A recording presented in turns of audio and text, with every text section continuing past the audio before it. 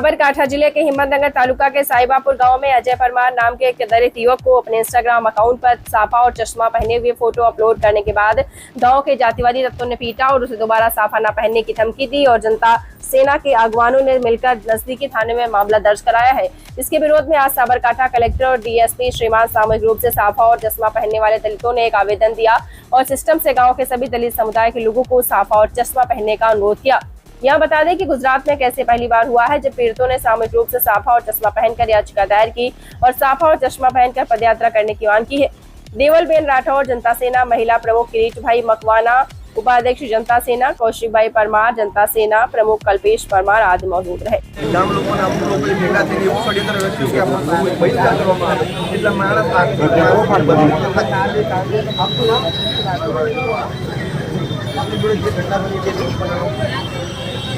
वर्तमान रिक्शा में निकलो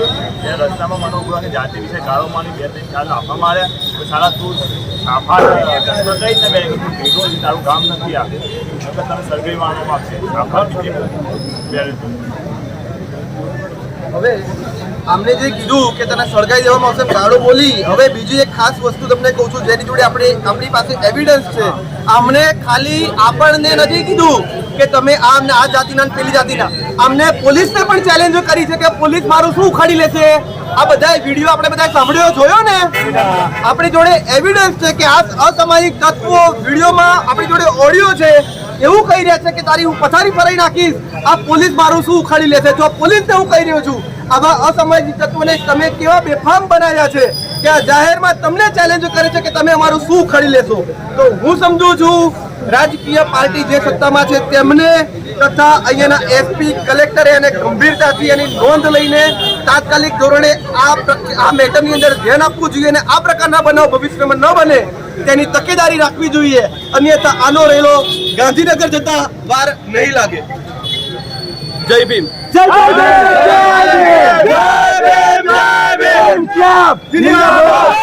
અજય પરમાર નામના યુવાને સોશિયલ મીડિયામાં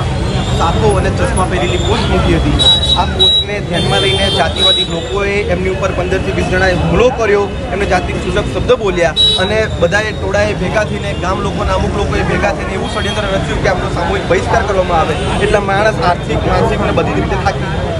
આપનું નામ જી આપની જોડે જે ઘટના બની તે જણાવો।